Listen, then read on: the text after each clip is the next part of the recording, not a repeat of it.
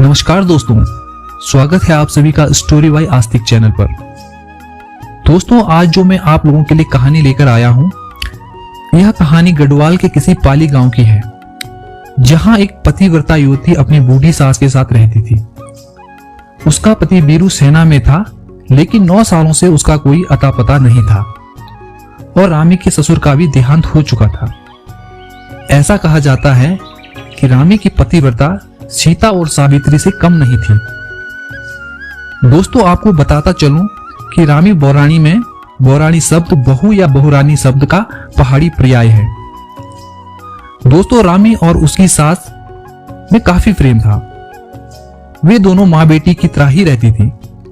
सास घर के काम करती और रामी बाहर गाय बकरी को चराने और खेती बाड़ी का काम संभालती थी। रामी अपने पति से बहुत प्रेम करती थी। पति की याद में रामी काफी उदास रहती थी। वही हाल रामी की सास का भी था। बुढ़ापे में बेटे से दूर रहने की चिंता उसे अंदर ही अंदर खाई जा रही थी। वे दोनों ऐसे ही अपने दिन काट रहे थे। देखते ही देखते 9-10 साल बीत गए और रामी का पति ना घर लौटा और ना ही उसने अपनी कोई खबर भेजी। रामी को यकीन था कि उसका पति एक न एक दिन जरूर वापस आएगा। एक दिन रामी तपती गर्मी में खेतों में काम करते करते थक गई। उसने आसपास के खेतों में नजर दौड़ाई। उसके साथ की सभी औरतें घर जा चुकी थी। काम में मग्न रामी को खबर ही नहीं लगी कि कब सब औरतें घर चली गई। काम और गर्मी से वो काफी थक चुकी थी। प्यास से उसका गला भी सूखने लगा। रामी ने सोचा, थोड़ा ही काम बचा है, क्यों ना पूरा करके ही घर जाती हूं। वो काम में लगी ही थी कि पीछे से उसे कोई आवाज सुनाई दी। उसने पीछे मुड़ के देखा कि एक साधु अलख निरंजन अलापता हुआ उसी की तरफ आ रहा है। साधु रामी को देख उसके समीप आता है और रामी से उसका परिचय पूछने लगता है। रामी कहती है, मैं रावतों के खानदान से हूं और मैं बहुत बड़े सेठ की बेटी हूं। मैं इस गांव में अपनी सास के साथ रहती हूं। मेरे ससुर का देहांत हो चुका है। फिर साधु कहता है, और तेरा पति कहां है? रामी कहती है, मेरे पति कई सालों से प्रदेश में हैं और मैं अपने दिन उनकी याद में काट रही हूं। साधु कहता है, क्यों उस निर्मोही के बारे में सोचकर दुखी हो रही है, जिसने इतने सालों से तेरी कोई खोज खबर नहीं ली और ना ही उसे अपनी मां की याद आई। रामी को साधु की बात पसंद नहीं आई और उसने उसे अनसुना किया और अपना काम करने लगी।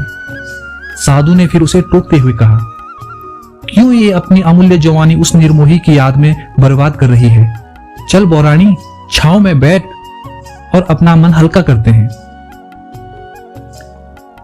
रामी दूर हटके साधु से कहती है, क्या तुझे मेरे सिर का ये सिंदूर और नाक की नथ नहीं दिखती? एक औरत से किस तरह की बात करते हैं, तुझे इतना भी ज्ञान नहीं है? रामी ने फिर धमकाते हुए साधु को कहा, तू जोगी है या ढोंगी? जा यहां से, आगे से यहां दिखा तो देख लेना। साधु मुस्कुराते हुए कहता है, अरे तू तो नाराज हो गई बौराणी। क्या गाली देना रावतों को शोभा देता है? तू काम करते करते थक गई है, चल छांव में बैठे, आराम मिलेगा। रामी का पारा चढ़ गया और वो बोली, निर्लज्ज, शर्म नहीं आती इस तरह की बात करते हुए? सुख दुख बांटने का इतना ही मन है तो जा अपनी मां बहन के साथ सुख दुख बांट। रामी की बात सुनकर साधु हंसने लगा। रामी कहती है, चुपचाप से यहां से चले जा, ये देख रहा है ना कुदाली, यही तेरे सर दे दूंगी। रामी का गुस्सा देख साधु वहां से चला गया। वो उसके गांव पहुंचा। वहां रामी के घर पहुंचकर उसकी सास से भिक्षा मांगने लगा। माता जोगी को भिक्षा दे दे, तेरा भला होगा और 9 साल से खोया हुआ तेरा लड़का घर लौट आएगा। यह सुनकर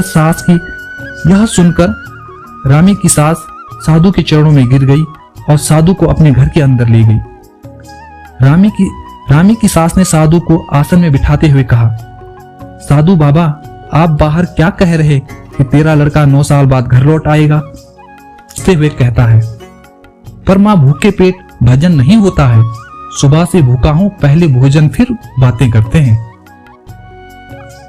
रामी की सास कहती है, साधु बाबा आप बैठो, मैं जल्दी से भोजन चूल्हे पर चढ़ा देती हूँ।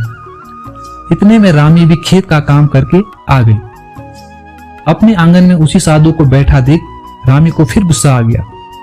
उसने साधु से कहा, अरे कपटी, तू मेरे घर भी पहुंच गया। बहू की आवाज सुनकर सास बाहर आई। उसने पूछा, बहू क्या हुआ? बहू ने बताया, मां ये कोई साधु नहीं, कपटी है। सास ने बहू से कहा कि एक साधु के बारे में ऐसे नहीं बोलते, तू अंदर जा और भोजन परोस, मैं आती हूं। रामी ने भोजन परोसा, सास को बुलाया। सास भोजन लेकर साधु को देने लगी। साधु ने देखा कि भोजन पत्तों में परोसा है। साधु बोला, ये क्या? अब मैं पत्तों में भोजन करूंगा? मुझे उसी थाली में भोजन दे जिस पर रामी का पति भोजन करता था। साधु का इतना कहना ही था कि रामी का पारा अब हद से ज्यादा चढ़ गया।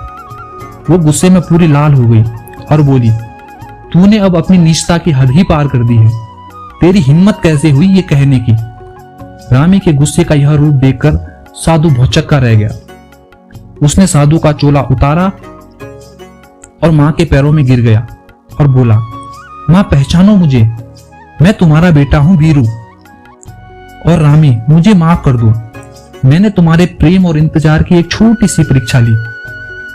तुम्हारे पतिव्रत प्रेम और निष्ठा को दुनिया हमेशा याद रखेगी। तो दोस्तों, आशा करता हूं कि आपको कहानी पसंद आई होगी। यदि कहानी पसंद आई है तो कहानी को लाइक शेयर कर देना और चैनल पर नए हैं तो चैनल को सब्सक्राइब कर देना। धन्यवाद।